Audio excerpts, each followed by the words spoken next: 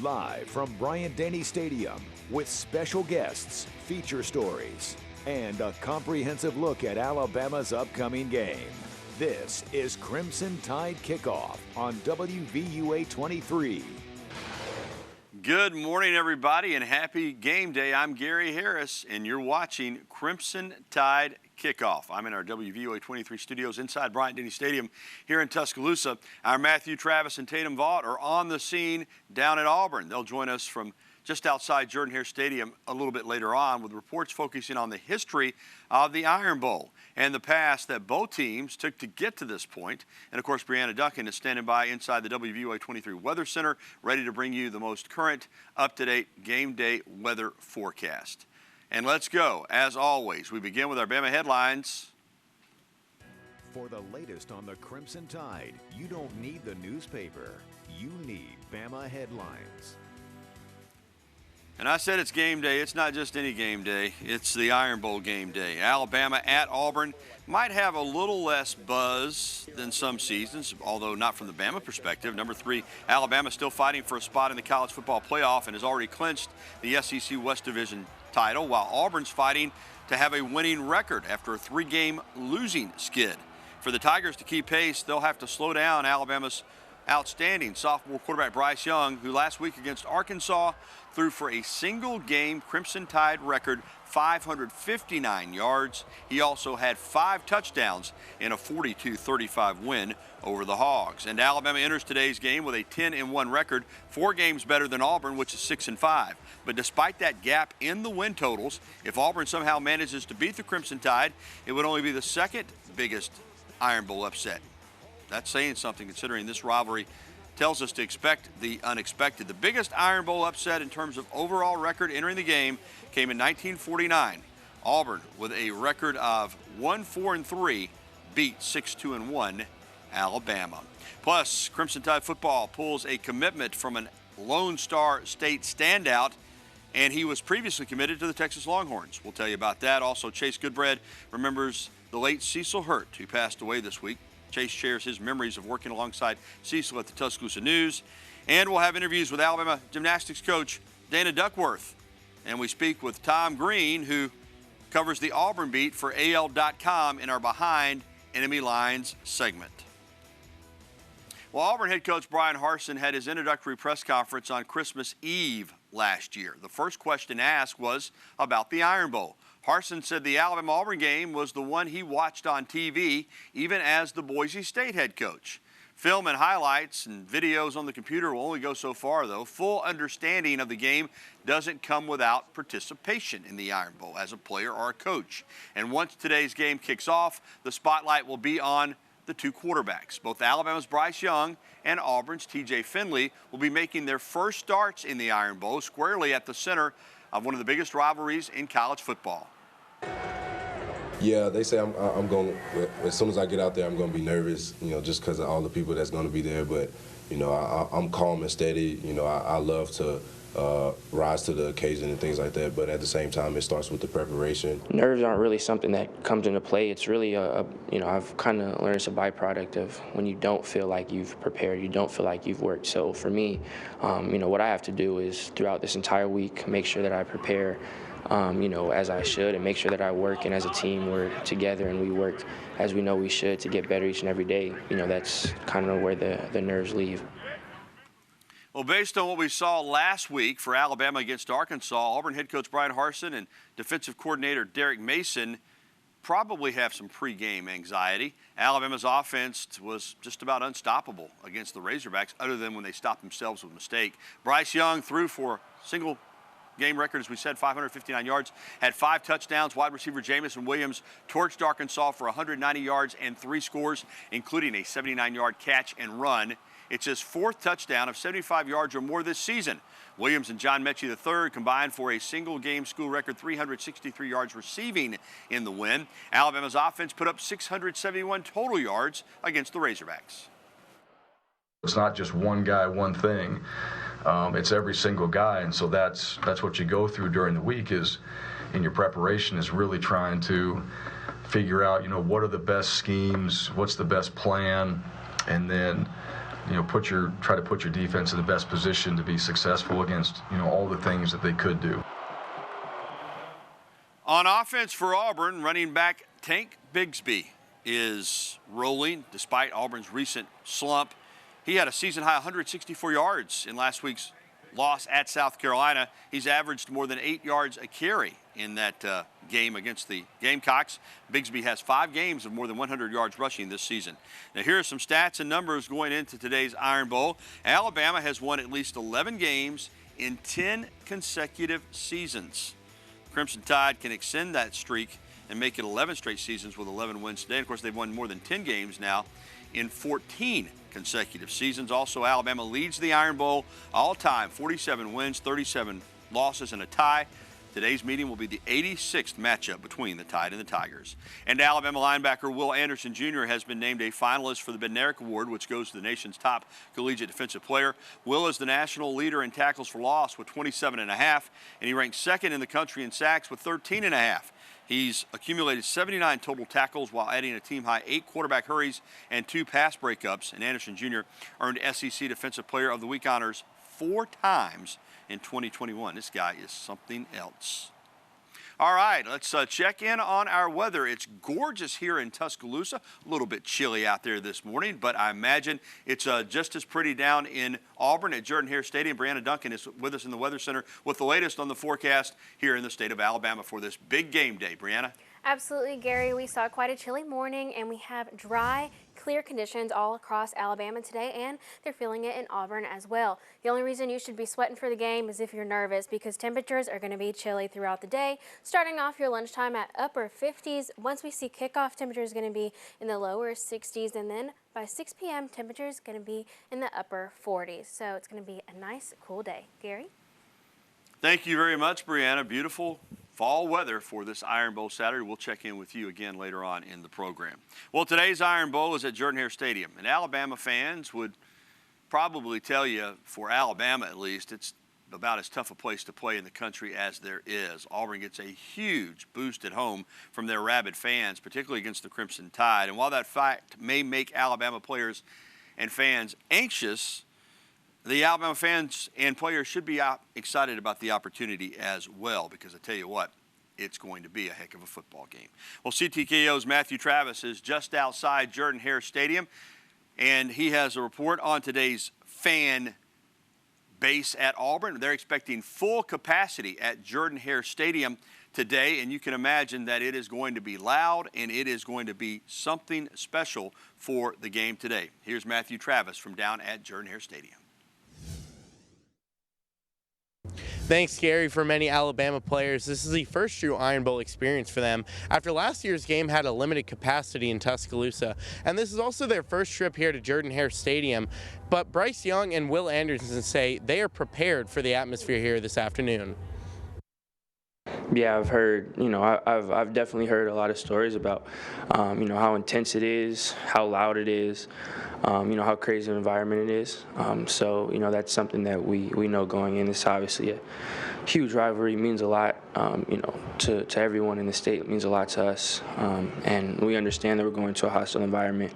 But, just as far as what I've heard, I've heard they're very spirited. It's a really loud place to play. So, we just have to prepare for that. I've heard the crowd is going to be rocking. It's going to be a live stadium. The fans are something else, but, we just try to approach every game like how we get ready on Thursdays with crowd noise and everything. So I think it's going to be good. I think it's going to be a good atmosphere, and we're ready for the challenge. While today will be Young and Anderson's first trip here to Jordan-Hare Stadium, it will be the third for fifth-year running back Brian Robinson, who hasn't had a pleasant experience here as the Tide have lost each of their last 2 trips to Auburn. But Robinson knows what to expect from the Auburn atmosphere today, and he says the Tide will be ready for it.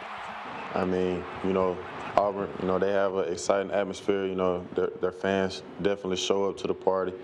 And, they just have, a lot of momentum their way just by, the fans and their fan base and the players just, so it's always going to be exciting. They're going to show up. The fans are going to come deep. They're going to come loud. So, we just got to expect, one of those, tough road games.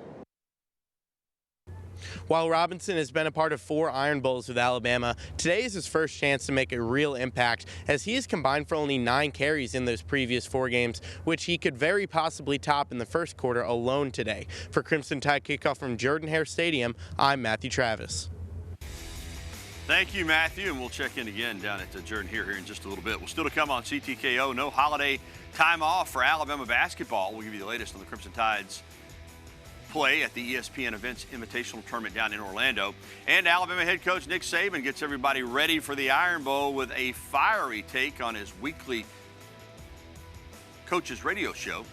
And he has the college football world buzzing with that. It's all coming up next right here on CTKO. Plus, we'll tell you about one Alabama player who could be primed for a breakout performance in the Iron Bowl rivalry that he grew up watching and dreaming about being a part of. All that and more coming up on CTKO. You're watching Crimson Tide Kickoff on WVUA 23. Come on, give me a break. This is not professional football. These guys aren't getting paid to play here. They're representing you all. You should be proud and happy to support them and appreciate what they do and have some gratitude. And you know what else? Nobody wants to win worse than they do. Yep. Not me, not you. I don't care what kind of fan you are. Nobody wants to win more than the players that play. Nobody.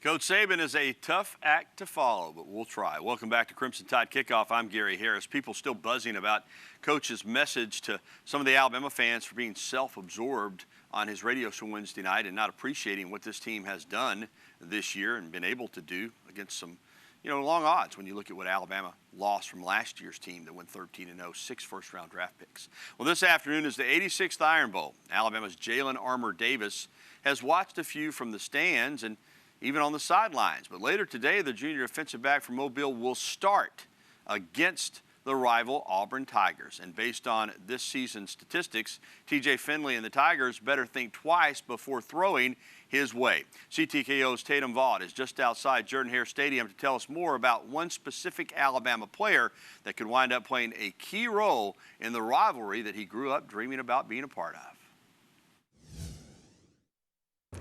Thanks, Gary. Alabama cornerback Jalen Armour Davis is about to make his first Iron Bowl start for the Tide in just a few hours. Despite all the pressure around him, all his efforts are for his daughter, Hazel Grace, and to give her a better life. Man, it brought out a different type of motivation within me. Not really a motivation that I would think of every time I line up or every time I put on a football helmet. It's just something that's a different type of burn in your stomach. That you never want to fail. You want to give her the world, and in order to do that, you have to figure things out. You can't dwell on the past, and you can't be too high in the future. You got to figure out how to be successful in the moment and where your feet are. As a Mobile native, Armour Davis grew up around the Auburn-Alabama rivalry and is well aware of the stakes it holds. With 30 tackles and 3 interceptions, he has proved to be a threat on the field this season. But he's not done yet. And the people he wants to impress the most are those who share the same last name. He's been a very patient guy. You can tell that he's hungry. He also got a daughter like me, and you can tell that he really wanted. Earlier this week, Nick Saban mentioned that no one wants to win these games more than the players themselves. Armour Davis and his teammates will put everything they have out on the field today at the Iron Bowl and do it for their family back home. In Auburn for CTKO, I'm Tatum Vaught. Back to you, Gary. Thank you, Tatum. Good update. Boy, he has got his priorities in the right place. Still to come on CTKO, Alabama football pulls a key recruit out of the Lone Star State. We've got the details. And Crimson Tide basketball gets a boost off the bench as it looks to bounce back from its first loss of the season. Highlights are coming up on CTKO. Well, Alabama forward Juwan Gary is used to coming off the bench, but yesterday he got the first start of the season, and boy, did he come through. He recorded a double-double with 14 points and 10 rebounds as the Crimson Tide bounced back to beat the Drake Bulldogs 80-71 in the consolation bracket of the ESPN Events Invitational down in Florida. With the victory, Alabama will take on Miami tomorrow evening at 5:30 Central Time. After finishing the opening half with just 4 points and 2 boards, Gary really got going in the second half, as did his teammates. Junior Von Quinterly led all scorers with 18 points, while junior Jaden Shackelford added 14, 5 rebounds, and 4 assists as Alabama bounced back after losing to Iona in the opening round game. And welcome back to Crimson Tide Kickoff. I'm Gary Harris. Football recruiting is huge. It's where you build your team. Jamarian Miller gave Alabama fans a Turkey Day treat. The 4-star prospect from Legacy High School in Tyler, Texas, flipped his commitment from the Longhorns to the Crimson Tide on Thursday. Miller is listed at 5'10" and 195 pounds. He's the 7th best running back in the class of 2022, according to the 247 Sports Composite rankings. Miller is the second running back commit for Alabama in this class. He joins Emmanuel Henderson of Geneva County here in state. This past season, Miller finished with 1,876 yards and 19 touchdowns for Tyler Legacy. Well, it's the final week of the 2021 regular season. You know what that means. It's rivalry week, and traditions run deep. CTKO's Grace Brister has more on the other rivalry games going on around the SEC. Thanks, Gary. LSU hosts number 16 Texas A&M in the final game at Tiger Stadium for head coach Ed Orgeron. Coach O has been with the Tigers for 5.5 seasons and has a 50-20 record at LSU. But more importantly, one of those wins came in the 2019 National Championship. To LSU fans, that one moment of greatness makes the moments of frustration more tolerable. Many expect tonight's farewell to be more cheers than boos. You know, with me, it's always been about the team. You know, the 19 seniors, their last home game. So I want to think about them first. I want to send them out the right way. I don't think it's going to hit me till the end, you know, and I really don't think that way. But I am appreciative of the time I had here. A lot of great days. Alabama fans enjoy seeing Rich Rodriguez visibly frustrated on the sideline. That's only because they know how close he came to being their coach back in 2007 before Alabama hired Nick Saban. That history would be very different if the Tide had gone down the other path. So you can imagine what social media's reaction was when offensive coordinator for UL Monroe, Rodriguez, was caught by SEC network cameras visibly frustrated during the game. South Carolina hosts Clemson under the lights of Williams-Brice Stadium. Clemson has won 6 in a row in the series, but South Carolina's confidence is growing. It's 5-1 at home this season, including last week's win over Auburn, which makes the Gamecocks bowl eligible. This week, USC is urging the fans to hashtag #PackWillieB. In Columbia, it seems like the rooster crows louder at night. That's all for Around the SEC today. For Crimson Tide Kickoff, I'm Grace Brister. And rivalry weekend in the SEC got underway on Thanksgiving night in Starkville. The Egg Bowl. Mississippi State and Ole Miss, and Snoop Conner ran for 2 touchdowns as the 8th-ranked Rebels scored 21 straight points to beat the Bulldogs 31-21 in a windy, rainy, and cold evening at the Egg Bowl. Matt Corral ran for a touchdown and passed for 229 yards to help the Rebels overcome an early 6-3 deficit for a 24-6 lead early in the fourth quarter. Corral was 25 of 33 with a pick. Mississippi State's Will Rogers put up huge numbers, 38 of 58 for 336 yards, but it wasn't enough. The Bulldogs fall to 7-5 overall and 4-4 in the SEC. Ole Miss is now 10-2 and 6-2 in the league, one of their best seasons ever. And yesterday, in Fayetteville, KJ Jefferson threw for 262 yards and a touchdown and ran for another 58 to help number 25 Arkansas beat Mizzou 34-17. Jefferson led Arkansas to scores on 4 straight drives in the third and fourth quarters to turn a 4-point halftime lead into an 18-point advantage with less than 12 minutes to go in the game as Arkansas pulled away. Of course, Treylon Burks, his great wide receiver, did it again. 7 passes for 129 yards caught and a touchdown. Mizzou managed just 316 yards of total offense, 219 of it coming from running back Tyler Beatty on the ground. All right, here's a full list of games around the SEC, including the Ole Miss win over Mississippi State, which gives the Rebels a 10-win regular season for the first time in school history. Arkansas got the win as well. Georgia is currently in action against Georgia Tech. According to Seth Emerson of The Athletic, former Hoover Buck George Pickens could return today against the Yellow Jackets for the Bulldogs. He suffered a torn ACL in the spring. Alabama plays Georgia next Saturday in the SEC Championship game. LSU hosts number 14 Texas A&M tonight, the final game for Tigers head coach Ed Orgeron. The matchup is full of intrigue as Coach Jimbo Fisher of A&M, his name still being mentioned as a possible candidate at LSU. There you see the other games on tap for this evening as well. Well, still to come on CTKO, Auburn football is out of the SEC West race, but today the Tigers will be fueled by something stronger than bragging rights. We'll explain Auburn's Iron Bowl inspiration, and we'll go behind enemy lines to get some Auburn intel from Tom Green of AL.com. Stick around, more Crimson Tide Kickoff on WVOA 23 is coming up.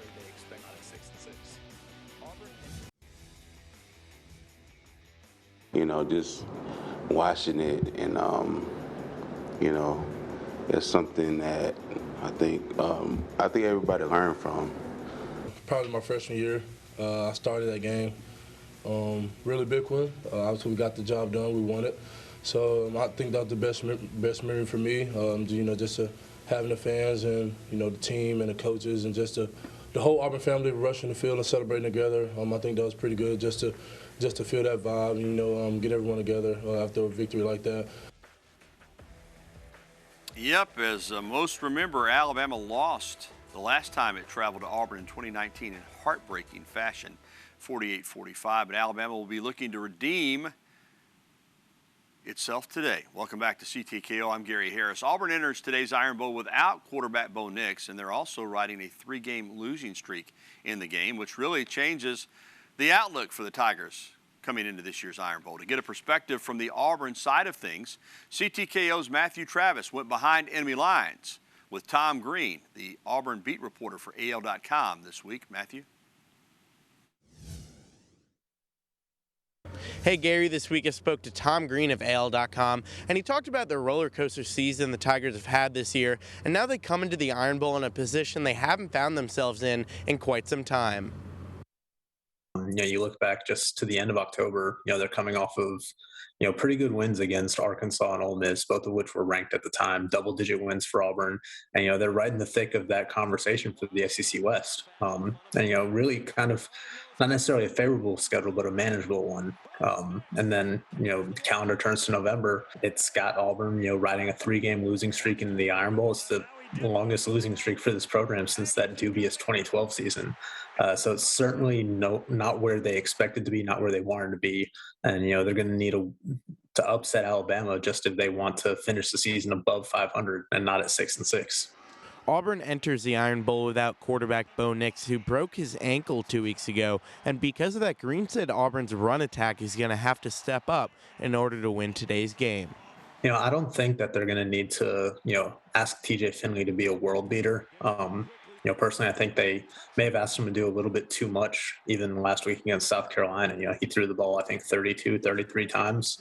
But, I think this is going to be one where he's just going to need to manage the game well and kind of have Auburn lean on that running game, because Tank Bigsby had a monster game against South Carolina, probably could have used a few more carries. And let's be honest, he is their best offensive player. I think that's something that Auburn's just going to need to lean into this week.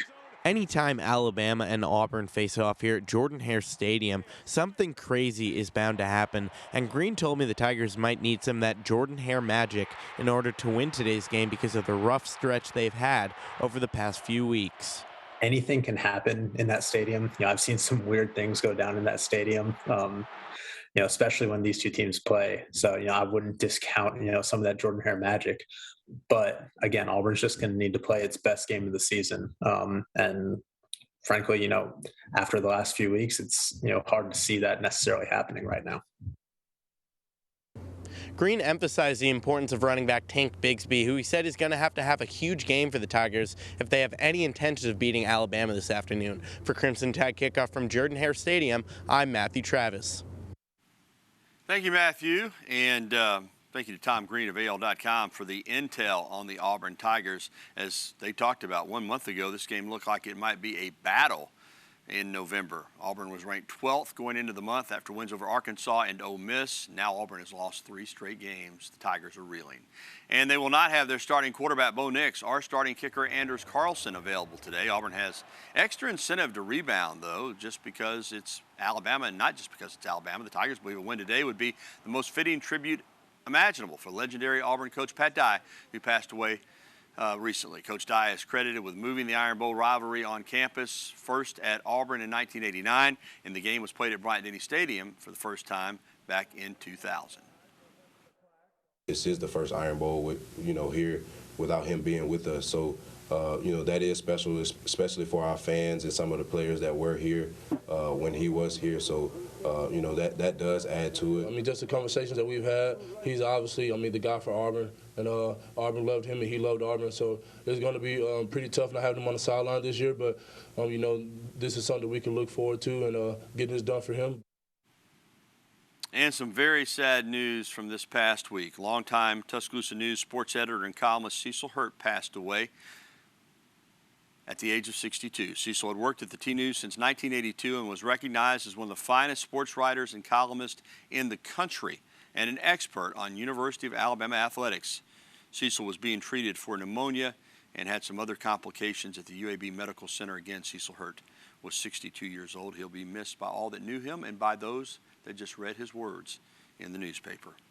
Well, coming up next on CTKO, I'm joined by former Tuscaloosa News sports writer Chase Goodbread of NFL.com to give us a better appreciation of just how great of an impact Cecil Hurt had on Alabama athletics. He worked with him at the Tuscaloosa News. And Crimson Tide quarterback Bryce Young is ready for his first Iron Bowl start. We'll hear him tell specific experiences that made him realize just how deep this rivalry runs. That's coming up later. Stick around. More Crimson Tide Kickoff on the way here on WVUA 23.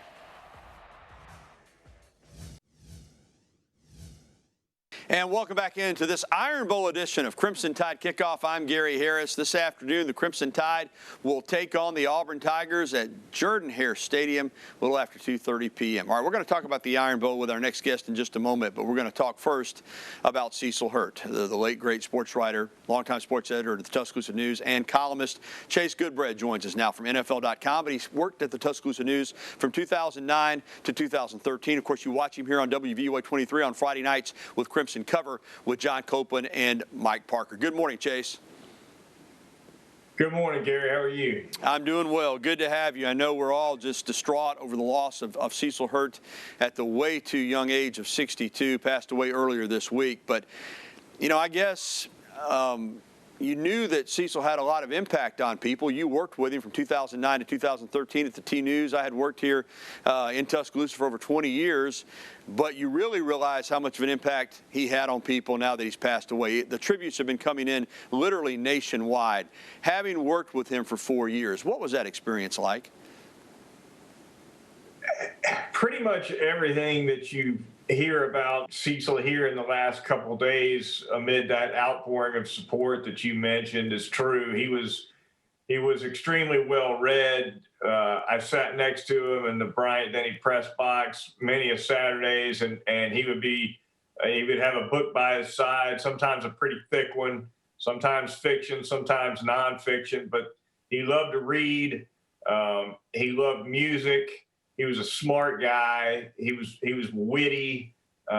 He was one of a kind, and really, when you talk about somebody who covered Alabama football as far back as he did, he goes back to the Bryant era, right, Gary? His first year or two on the beat was the last year or two of Paul W. Bear Bryant's coaching tenure at Alabama. And so Cecil didn't really need the history books. He really didn't need the record books because he could go back in his own head, 40-some years, and he was there for those times. Chase, I said this earlier, impact, influence and impact. You talk about his legacy as a local sports writer. Let's be clear. He spent his entire career here in Tuscaloosa at the Tuscaloosa News. But I don't think, Chase, that there is a sports writer at any city, regardless of the size of the market, on the local level that is any better known than Cecil or is more respected by all of his peers. I mean, you know, his legacy is that people that knew him loved him, and the people that knew him only through his words learned to love him as well. What an amazing legacy he left. Can you speak to that, about the impact he had, not only just on the journalism profession, but on the fans that came to, you know, think of him when they thought of Alabama sports? He was synonymous with Alabama athletics after a while. He really was. And you hit the nail on the head there with market size. I mean, you're right. Even in bigger markets, you just don't have voices like that have that much impact. And yet, even in a small market, and relatively speaking, Tuscaloosa is an extremely small market nationally. He was synonymous with the beat, the program, and college football, and he's going to be sorely missed. There's no question about it. As a matter of fact, my understanding is that there's a little bit of a groundswell of support right now for the university to name the Bryant-Denny press box after Cecil, and I'm 100% for that. I think it's a good idea, and I think the university should do that. Well, I think everybody's in favor of it, and I think it'll be coming in the very near future. He deserves that tribute and that honor. We're all going to miss Cecil Hurt. All right, Chase, I want to ask you about the game this afternoon. We know Alabama's a 21-point favorite, not that that matters once they kick it off, but I think Alabama's a better football team, but we've seen Alabama go down there before to Jordan-Hare and had what I thought was a better football team and not win the game. Your thoughts on this matchup this afternoon? Yeah, I'd certainly like Alabama to win, but you're absolutely right. In this series, anything can happen. Auburn's notched their share of wins over Alabama over the years. They've certainly done it at Jordan-Hare. And, you know, there are times when that road environment is as tough a road environment as there is in the Southeastern Conference. Now, man for man, talent for talent, Alabama's, I think, pretty clearly better. Auburn 3-4 on the season in the SEC, had a lot of injuries. Bo Nix out. The left side of that offensive line is hurt, and I think the left side was out in the South Carolina game for Auburn. The kicker's out, so it's a beaten up Auburn team, but one that's going to put up a lot of fight. And, you know, defensively, they've got a really good secondary. It's going to be interesting to see how they handle Jamison Williams and John Mechie. All right, we'll find out this afternoon, a little after 2:30. Chase, I appreciate it. Folks, you can catch Chase, as I said, on Crimson Cover TV Friday nights here on WVOA 23, and you can read him at NFL.com. Enjoy the Iron Bowl, Chase. Thank you. Thank you, Gary. All right, we'll be back with more Crimson Tide Kickoff right after this. You know, being back home, like there's, you know, UCLA and USC are kind of like, you know, you see people with those stuff on all the time. And then, you know, there's USC fans, UCLA fans, and then, you know, it's people just go around it and it's business as usual. But I saw someone in like a full Auburn, like, you know, attire, and you could tell everyone was like looking at them weird, and like people were giving them dirty looks. And, you know, seeing that kind of showed me how much it meant as a community and as a state. A young man from Cali coming to Alabama, the Iron Bowl, it's a culture shock. You know, you're walking around Tuscaloosa. When you see somebody in Auburn gear, like he said, you do a double take. This rivalry is 365 days a year. Well, welcome back to Crimson Tide Kickoff. I'm Gary Harris. Gymnastics is one of the most decorated sports at the University of Alabama. 10 SEC championships, 36 appearances in the NCAA championships, and 6 NCAA team national titles. This season, Crimson Tide Gymnastics is prepared to capture another huge distinction and compete on ABC. The first time a network, an over-the-air network, will carry a regular season collegiate gymnastics meet. CTKO's Javon Williams spoke with Alabama head coach Dana Duckworth about the opportunity to perform on ABC and the expectations for the program in 2022. Thanks, Gary. The last time fans saw Alabama gymnastics compete, it was an NCAA championship last April, the 37th NCAA championship meet in program history. Wow. And how about this? Nearly the entire team returns this year. I'm here with head coach Dana Duckworth to talk more about it. Coach Duckworth, thank you for joining us. Roll Tide. You have been a part of Alabama gymnastics for 27 seasons and won NCAA and conference team titles as a coach and an athlete. Over that time, you have helped lead Alabama gymnastics on an extremely successful and historic run. What does it feel like to make your mark on your alma mater on both sides of the playing field? What does it feel like? I would say that it's always an honor to wear the script A on your chest, not only as an athlete, but absolutely as a coach. We have the opportunity as coaches to really help our young women grow, really learn, and just become better human beings in the process. And so being a product of the University of Alabama, and then, being able to be the head coach of your alma mater, you kind of pinch yourself sometimes that, you're in this position of a program that has a legacy, that has a tradition of excellence, and truly is one of the top programs in the country. So I never take it for granted, and I always want to try to get better and move the needle in the right direction. This past season, you have had a gymnast go back to the Olympics for a second time, an SEC Gymnast of the Year, 2 NCAA champions, and several SEC champions. With nearly everyone returning, can you call this the most proven roster of returning gymnasts? I would say this is a very strong roster of athletes that have returned and come back. It was, of course, exciting when Lexi Graber, who was the national floor champion, made a decision to take her COVID year and come back. I would also say that because of COVID, there are some beautiful things that took place. I don't think we'd ever had a team come together with such cohesion and unity before. And I think a big piece of that was because so much of our preparation in the fall was where we could not be together as one. So it definitely gave everybody a deeper appreciation when we could be together as one team. This season, Alabama and Florida will be the first collegiate teams to compete on ABC during the regular season. What does it feel like being part of such a historic meet? A great deal of gratitude.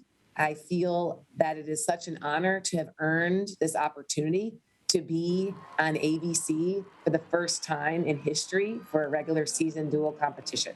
I think that it just goes to show that college gymnastics is relevant. College gymnastics is exciting to watch. There's an incredible amount of fan engagement. And I hope that from this type of opportunity being on ABC, with the opportunity that Friday Night Heights has given us with ESPN, with so much more coverage of college gymnastics, this will only be the start to many more opportunities. And I would also say that it's exciting for name, image, and likeness for some of our student athletes post gymnastics, that I hope that these, opportunities to be on a network like ABC will also heighten their awareness and attract even more opportunities for them. All right, thanks so much, Coach Duckworth. I hope you and your family have a great holiday. Well, happy Thanksgiving and roll Tide. Thank you. Alabama Gymnastics will be on the road for its first meet of the season against Oklahoma on January 9th. Tune in to WVUA 23 for the latest updates on the team. For CTKO, I'm Javon Williams. Gary, back to you.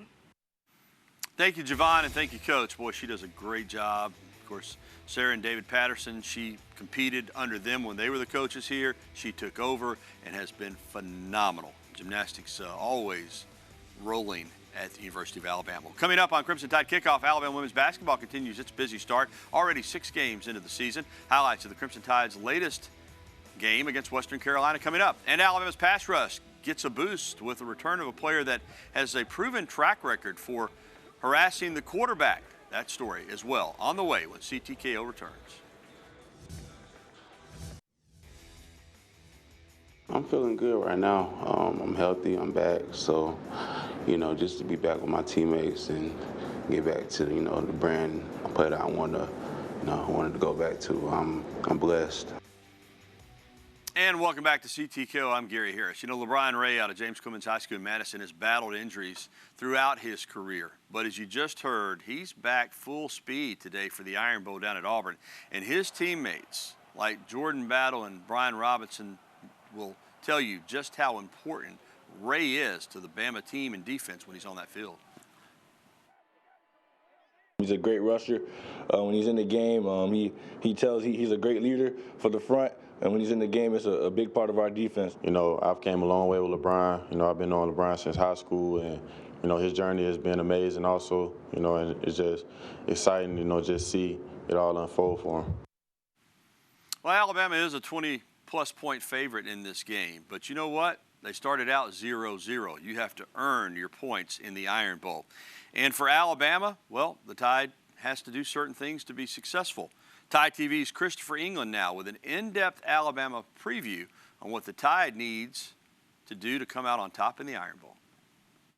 This Saturday will be the 86th edition of the Iron Bowl. Alabama leads the all-time series 47-37 with one tie. And to preview the 2021 edition of the Iron Bowl, I'm joined by former Alabama and NFL quarterback John Parker Wilson. JP, as always, it's great to see you. Yeah, man, especially this week, Iron Bowl. We all know how big this one is. The Tigers entered this year's Iron Bowl 6-5 after wins over Arkansas and Ole Miss. Auburn was 6-2 and ranked 13th in the college football rankings, but since then, Auburn has lost their last 3 games and have really struggled in the second half. The Tigers' offense has scored only 12 combined points in the second half of the last 4 games. Now, you're not going to win many games playing like that in the second half in the SEC, are you?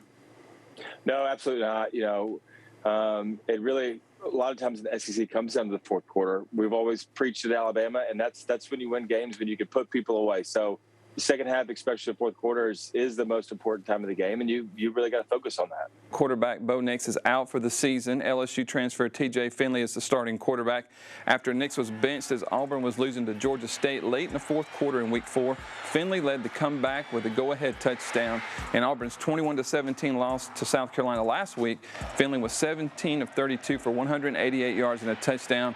Alabama has faced Finley before last season, and Alabama's 55-17 win over LSU. The Crimson Tide sacked Finley 3 times as he was 14 of 28 for 144 yards and a touchdown. How does Finley change this Auburn offense with him now being at quarterback? Well, I think he's going to have to rely on more of the people around him. You know, he's got 3 wide receivers right now that have all got about equal catches, and a tight end also right in the mix. Obviously, really good running back in Bigsby. So not as mobile as Bo Nix. You're not going to see him have some of these scramble plays in the backfield that Bo Nix have had so many highlights of. So more pocket passer, you know, your typical NFL pro-style drop-back passer. But he's had some experience against Alabama, so it's not new to him. And then I think that win, come back against Georgia State, don't care who the opponent is, you can win in the fourth quarter like that. You've got some confidence. And then here Auburn in their last game with first-year head coach Brian Harsin, you know, you kind of pull out all the stops and try to beat your in-state rival. For the Tide, Bryce Young and the Alabama offense, they seem to be clicking on all cylinders. Young broke the single-game passing record at Alabama last week with 559 yards. Brian Robinson rushed for 122 yards. Auburn is going to need to slow down the Alabama offense to have a chance. Do you think they can do it? I don't know. Alabama's playing a pretty complete offense right now with the way that Brian Robinson is rushing the ball and has kind of come back from some struggles against LSU. I think we've cleaned up some things on the offensive line. We've seen Damian George go to right tackle. And it seemed to work last week against Arkansas. I mean, pretty special performance from Bryce Young. It was fun to be a part of it. It was fun to watch it. Clicking on all cylinders indeed. And then, you know, you got Mechie and Jamison Williams really standing out in the passing game. So right now, Alabama's a tough offense to face. There's a lot of ways that Bill O'Brien can beat you, and none other than Bryce Young. I mean, to me, he's got a Heisman-type season going on right now. Running that offense. Kickoff for the Iron Bowl is at 2:30 on CBS. You can catch the radio broadcast with Eli Gold, John Parker, and the rest of the Crimson Tide Sports Network crew on the radio and RollTide.com beginning 3 hours before kickoff at 11:30. Reporting from the Crimson Tide production studio inside Bryant-Denny Stadium, I'm Christopher England with Tide TV. Thank you, Christopher and John Parker. Great breakdown. Alabama women's basketball beat Western Carolina inside Coleman Coliseum on Friday 77-43. Megan Abrams led the way with 17 points. The Tide improved to 4-2 on the season, and they will host Bethune-Cookman tomorrow afternoon at 1 p.m. on the SEC Network. And we'll be back with more Crimson Tide Kickoff right after this timeout. Welcome back to this Iron Bowl preview edition of Crimson Tide Kickoff. I'm Gary Harris. We're winding it down, but the 4th edition of the college football playoff rankings were released on Tuesday night. Georgia remains the #1 team in the nation. The rest of the top 4, though, saw a shakeup with Ohio State jumping up 2 spots to #2 and Alabama sliding down 1 to #3. Oregon got blasted at Utah on Saturday night, so the Ducks fell out of the top 4 entirely, with Cincinnati finally breaking through in that last slot. They become the first Group of 5 team ever to be in the top 4. The playoff rankings, Michigan is 5th and Notre Dame is 6th. All right, let's get a final check on the forecast with Brianna over in the Weather Center. Absolutely, Gary. We talked about how much of a great day it was today in central Alabama with clear and dry conditions. Temperatures all across our area up into the upper 40s, all the way into the lower 50s, and sunny conditions will remain throughout our day today and throughout our day tomorrow as well. It's really going to be a great weekend overall. We talked about this earlier. Temperature is going to be nice for the game today, starting off at kickoff temperatures in the lower 60s and ending off our evening in the upper 40s. You're definitely going to want to grab that jacket. Gary? Thank you, Brianna. Definitely going to be cool, but beautiful outside. All right, that's going to do it for Crimson Tide Kickoff, the Iron Bowl edition. A reminder that Stu McCann, Tatum Vaught, and Matthew Travis are all in Auburn at Jordan-Hare Stadium for the game, and we'll have complete coverage tonight on the news at 10. Dylan Morgan will be in with the sports complete Iron Bowl wrap-up coming up at 10. All right, we're glad you joined us for Crimson Tide Kickoff. For our entire staff here at CTKO, I'm Gary Harris, wishing you a happy Saturday. Roll Tide, everybody. Good afternoon.